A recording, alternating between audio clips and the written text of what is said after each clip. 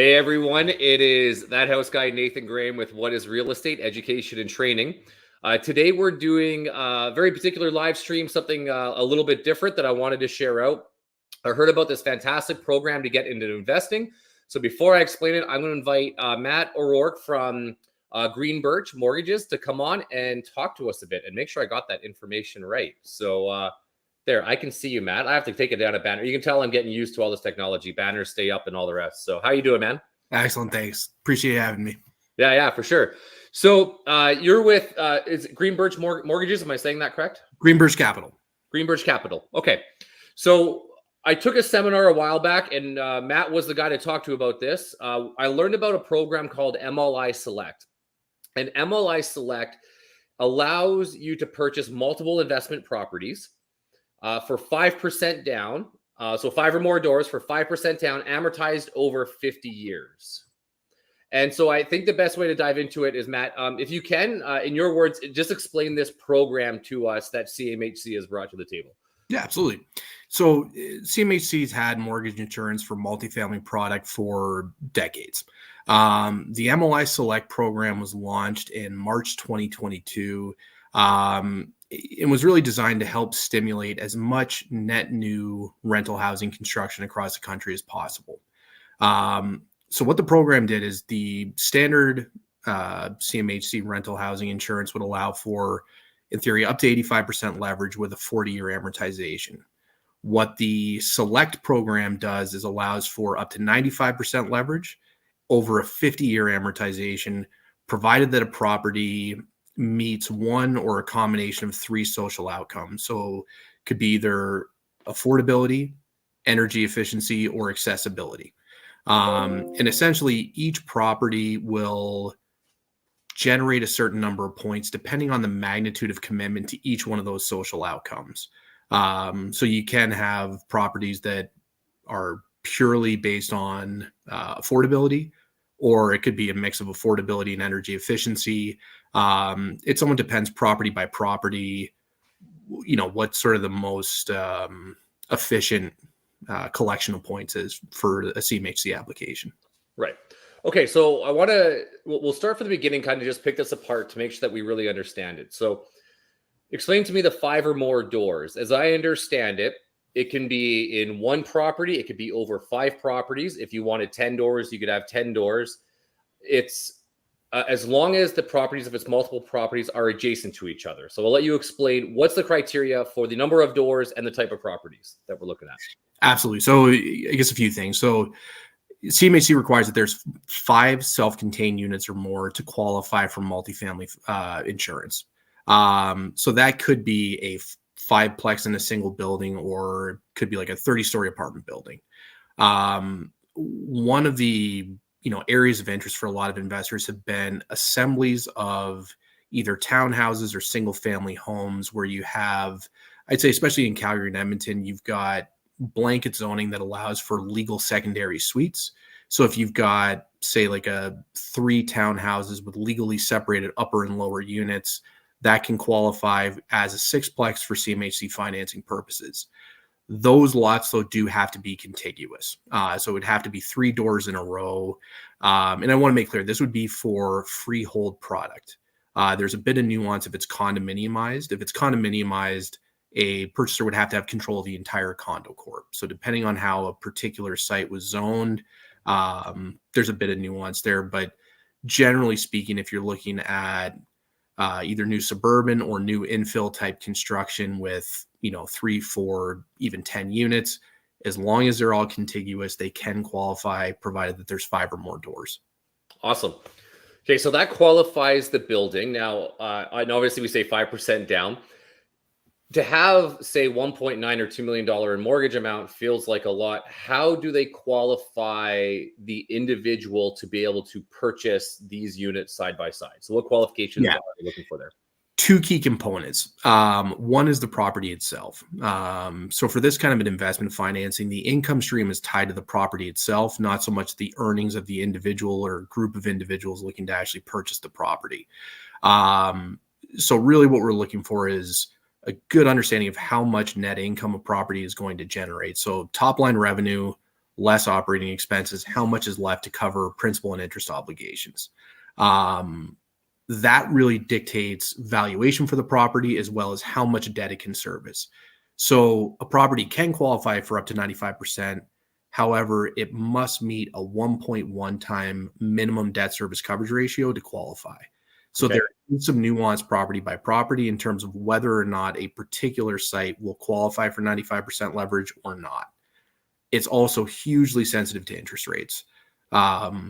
So if a property makes a certain amount of income, all else being equal, it will qualify for a higher loan amount at, say, 4.5% than it would at 5%. The second piece is really the ownership structure. So the owner or owners of the property would have to provide guarantees in support of this mortgage. Their net worth would have to be at least 25% or more of the requested loan amount.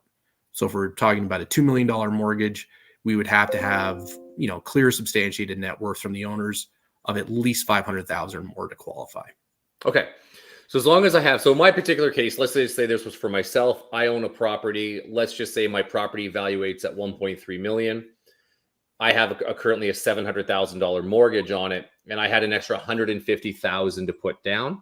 And let's assume that whatever we're going to purchase meets the serviceable income ratios.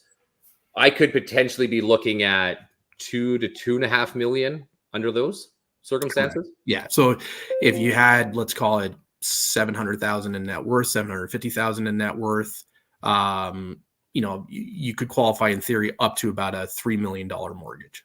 Awesome. Is there a cap on that? So I've always been saying 5 doors to people, but what happens if they're looking at 10, 20 for the larger investor type? No real cap.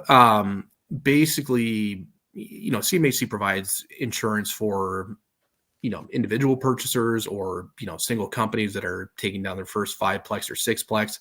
They also provide this insurance product for the largest REITs in the country.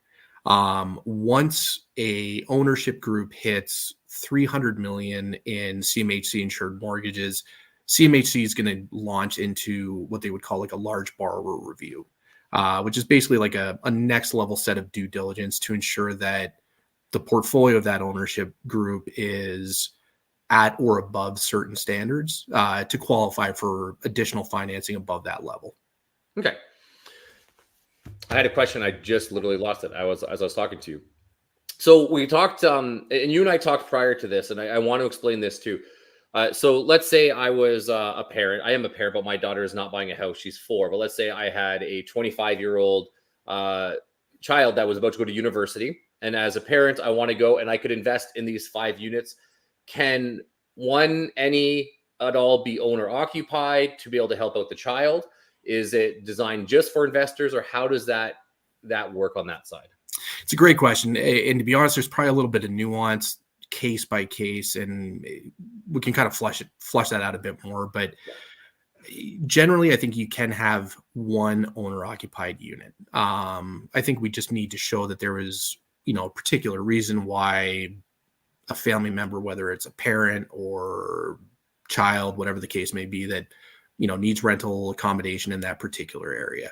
One of the key things CMHC is looking to provide is, good quality, safe housing stock across the country. I think the key with any of these programs is just making sure that there's, the end users or the investors here aren't trying to inappropriately take advantage of any kind of loopholes. Sure. So it really is set up as, an investment product. But it doesn't mean that there aren't some good situations where you might be able to have, a family member live in one of the units.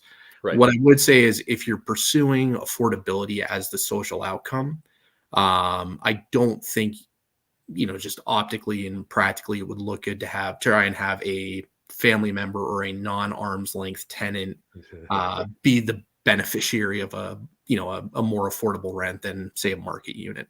For sure. Okay. So that's actually a good segue into that. And by the way, because I can see the YouTube channel right now, if anybody has questions, feel free to type them in and I can make sure to ask them. There's just a little bit of delay. So that's a good segue into, okay, great. So we mentioned that the property itself has to fit one of 3 criteria into a point system. Obviously, we can go into the finer details if someone wants to give you a shout and is interested in the program. Yet, can you just give an overview of the three areas and say an example and an example of what that might look like? For example, like affordability or accessibility, whatever case may be. Absolutely.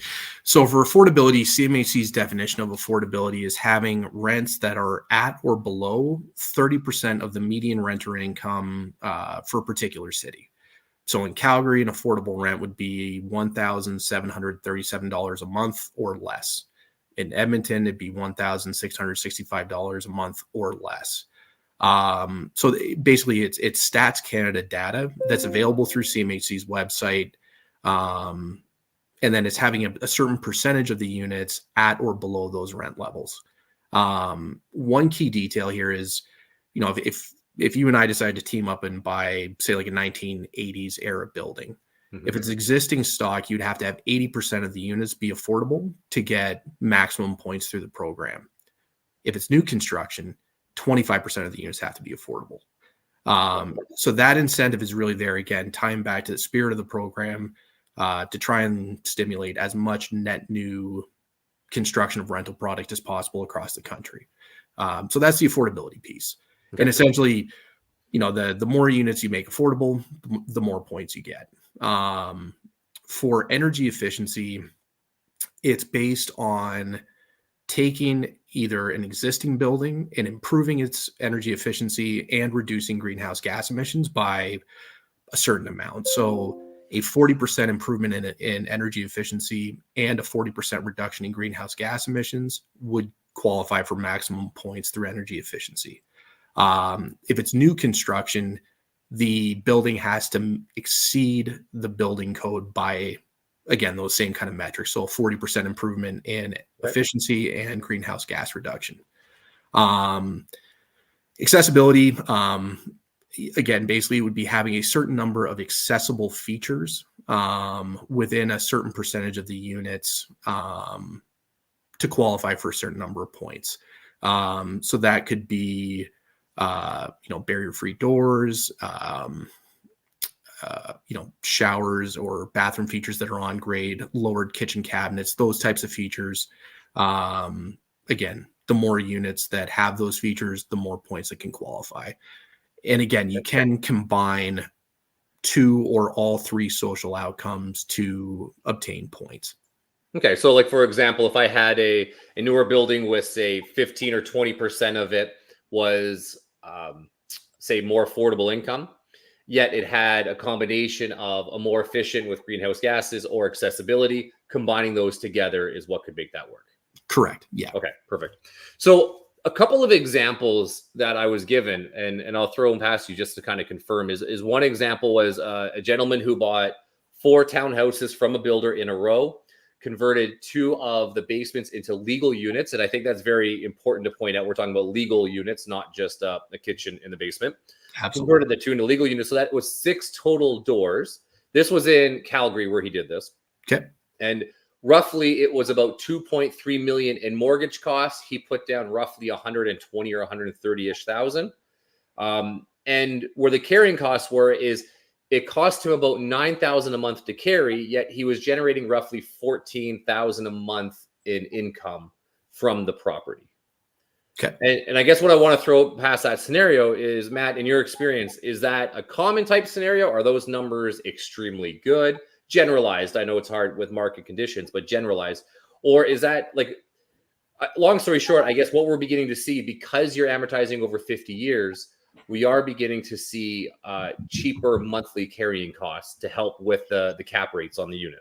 Yeah, absolutely. That's a good example of what someone might see. It really depends. So, I'll try and flesh this out a little more. So, okay.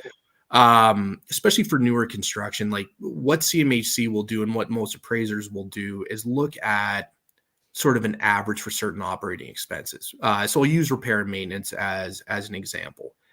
If we're talking about new construction, the anticipated repair and maintenance in the first couple of years is not going to be very much. However, if you average what that's going to look like over 50 years, eventually those types of costs are going to creep up. If you buy an older building, you're probably going to be incurring more on repair and maintenance from the very get-go. So there can be a difference between the actual cash flow that a property is going to generate on any particular month versus what the underwritten income and expenses are going to look like on a more average basis. So again, yeah, if CMHC is going to use, say, $750 a month or $750 per unit per year as a repair and maintenance figure, that may or may not be incurred on a new building. Okay. But if you fast forward 20 years, you could easily be running that level of expense. So you can have some big, I won't say differences, but it's important to take into account the modeled cash flow that appraisers and CMHC are going to use for their underwriting, as opposed to what's going to actually be observed, during any particular month that someone may own a property. For sure. Okay. So question that has come up time when I'm talking to people, minimum term. So we go ahead, we invest in this project. I now have my 5 units or 6 units. Is there a minimum term I have to hold them for? So CMHC insured mortgages are generally closed, and they are usually for 5 or 10-year terms. So CMHC runs bond pools multiple times a year with either 5 or 10-year terms. There are some lenders that are balance sheet lenders that don't necessarily participate in CMHC's securitization program. But generally speaking, when a deal is first approved, CMHC will mandate that the initial term be for at least 5 years, and in some cases 10. Okay. In terms of social outcomes, specifically the affordability social outcome has a 10-year requirement. So effectively what you're doing is volunteering those units into a form of rent control. So in Alberta, there's no rent control measures. So for any unit that's deemed affordable, what you would see is the maximum permissible increase in rent each year would be limited to the amount of CPI inflation index for rental housing. So, in the last year, we've seen rents pop pretty dramatically in Calgary with sort of record net migration into the province. So if CPI inflation for housing was, let's say, 4%, but the market could bear a 10% rent increase on those affordable units, you would be limited to that CPI inflation driven sort of 4% increase, as an example. Okay. And just as a heads up for any viewers, by the way, obviously Matt is in Calgary in Alberta. I'm here in Ontario, and this plan does work across Canada. Absolutely. Right? So that's why this conversation is working out really well to hopefully stretch to everybody. Okay, we talked about the one hiccup, and I always like to give people potential hiccups that they want to consider into this. One hiccup that we talked about is in the selling of the property. Okay, so when we spoke about this is one mortgage covering all units. So let's say I did that in a combined 3 units that ended up equal. So like say 3 duplexes. And now I want to go ahead and sell my investment and cash out. Is it as easy as just selling one property at a time, or how does that look? Yeah, great question. The quick answer is no. CMHC has insured, and the lender would have security over all 3 duplexes from your example. So you could sell all 3 sort of as an assembly. And it is possible for CMHC debt to be assumed. So if a purchaser comes along and wants to take over the sort of rights and responsibilities under that certificate of insurance, they can do so.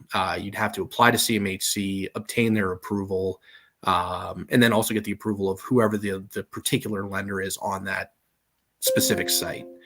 If you wanted to sell the individual units, you'd effectively have to break your mortgage.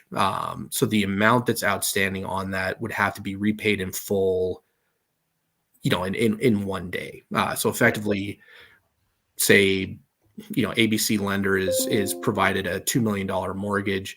When you go to pay that off, whether it's at the term maturity or, if someone comes and makes an offer you can't say no to at some point during a contractual term, you'd be responsible for paying the full mortgage off.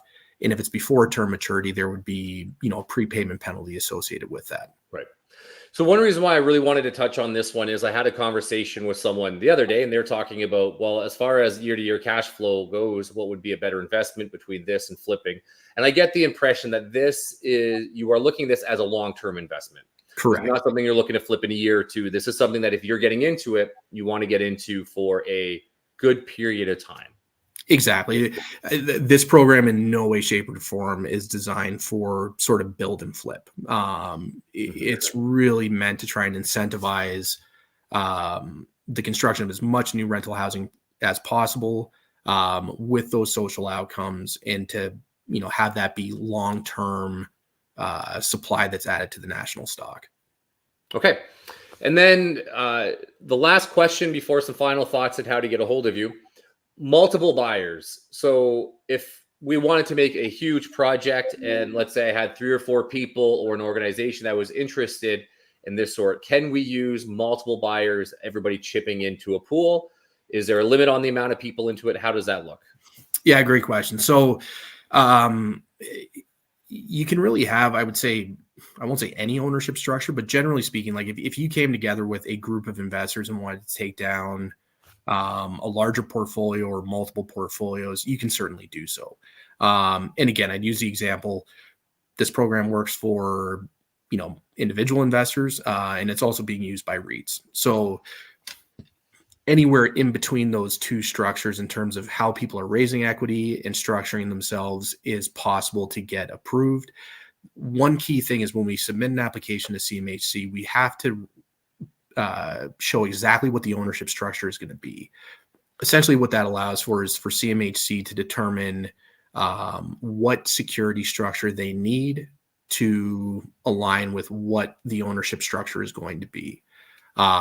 So, Nathan, if you're getting together with 9 other investors and you guys want to take down larger assemblies, that's certainly possible. We just need to know what's the ownership structure, who's responsible for, who owns what percentage of that particular company or venture. And again, the next piece would be CMHC requires guarantees. So from that ownership group, is each person providing a guarantee, or is it through holding companies? It's not to go into too much detail, but Right. by the time we're getting to an application, there's a deep dive into exactly what the ownership structure is going to look like. All right. What I want to do is I'm going to shift the view here. See, hopefully this will work. I didn't want to cover your face with a QR code. The reason why I'm doing this is I'm going to add Matt to my QR code. So anybody who's watching this can scan the QR code and have his direct information. I just want to make sure afterwards I have the correct info. I don't know if you like giving away your cell phone number or not, things like that. All good. I think this gets a pretty good idea. And I really hope that anybody thinking about venturing into the market of investing really takes a solid look at this, because I can tell you here in Ontario, when your average duplex is selling for $700,000-800,000, you're looking at $140,000 to $160,000 down just to break into a duplex. And I think there's a real opportunity here to look at a different type of ownership into whether you build your own or into a new build structure in Ontario, or if you want to invest into a place like Alberta, then we can find a realtor out that way and we can set up. And I know they have companies that will help take care of finding tenants and everything else for you out that way. Matt, I appreciate this. And before I let you go, do you have any final thoughts or anything you want to add about the program? Something we may have missed that is critical? I mean, really, each property is unique. So anyone who out there is interested or has a specific property in mind and wants to find out more information, please feel free to reach out. We've got some additional resources and tools really meant to just try and help educate people on how the program works, what the process looks like. And then as people are working on a specific, refinancing or purchase, whatever it may be, always happy to connect and discuss the specifics of that property in more detail. Awesome. Sorry, I know I said I was going to let you go, but actually 2 questions literally just came in. So the first one from Red Shoe Homes. If you buy an adjacent lot, will the titles of all the lots become merged as one title? And if so, if you do want to sell them individually, would you have to sever the lots? So before I actually answer that, in Ontario, we have a weird rule that if you bought 2 adjacent lots, it actually merges the title on closing. Do you guys have that out there? Not that I'm aware of. I was going to say that you'd be best sort of advised by a lawyer, and there's probably some provincial and maybe even municipal nuance to that. But again, by the time you're going to CMHC, regardless of the title structure, whether it's individual, like say multiple individual titles that are adjacent or one merged title, it's one blanket mortgage over the entire thing. But critical detail in terms of how a group may want to potentially exit, very important to understand those types of nuances and what timing and cost could potentially be involved. Yeah, and just to kind of help answer that, as I definitely would take that to a lawyer. I know for the people in Ontario watching, I've thought about that question as well with that weird merging rule. Yet I do know you can actually own two properties under the same name in Ontario without them merging. It's just the lawyers have to have the heads up, and I do not know how they structure, but they structure it however they need to for that. So the next question is from Renzo. Thanks for commenting, Renzo. It says, thanks you guys for the information. As for new builds, how does it work for down payment for the builder? Do you come up with the down and then get paid back from CMHC? Potentially. So there's really two key components here. There's, whatever contract structure you have with a specific builder and what level of deposit they need to see in order to start construction. So that's kind of one piece. The second is what level of CMHC financing is ultimately approved. So I'm just going to make up an example, but let's say a builder requires a 15% deposit, but the property can qualify for 90% financing. So effectively, a purchaser is putting down an additional 5% in order to have their builder move forward. What would happen is on the day of funding, any excess proceeds from the mortgage being advanced to the purchaser's lawyer, they would send to the builder whatever's necessary to close on the title. If there's any proceeds left, it would just be sort of wired from your lawyer to your business account or split up between the ownership group.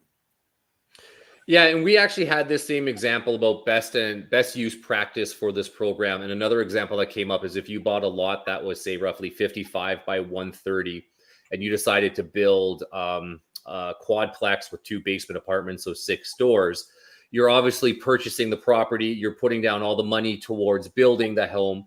You already have your approval, though, in place from CMHC for this program. So you might have, let's just say it's a $2.5 million build. You might have put $1.2 million into building it. Then when CMHC blankets the mortgage, it's still going to, let's say it approves for the 95% of the cost, give you 95% of the value back, right? And that's how you'd recoup those building costs, as far as I understand. Yeah. So just to be clear, like if it's construction, it is slightly different. If you're buying a property from a builder, your loan amount is going to be based on some percentage of loan to purchase price. If you are self-constructing, your loan amount is going to be tied to your development budget. So, from your land costs, all your hard and soft costs, development work, etc. But if you are going through the program for construction, you are going to be tied to the construction cost as opposed to the as complete value. Okay, awesome. Well, that looks like what we have for questions, Matt. So again, I appreciate it. I'll have your contact info. Obviously, I have your email towards the bottom. I'll have your contact info into my QR code for anybody else who scans it. And I'll get them to reach out for any other properties that they may want to take a look at. And definitely send it over. Obviously, we're talking about large investments. Have your due diligence clauses in there. Get it all approved before you say yes to buying it. And give Matt the opportunity to work. Thank you very much, man. Nathan, appreciate it. Thanks so much. All right. Have a great day. You too. Thanks.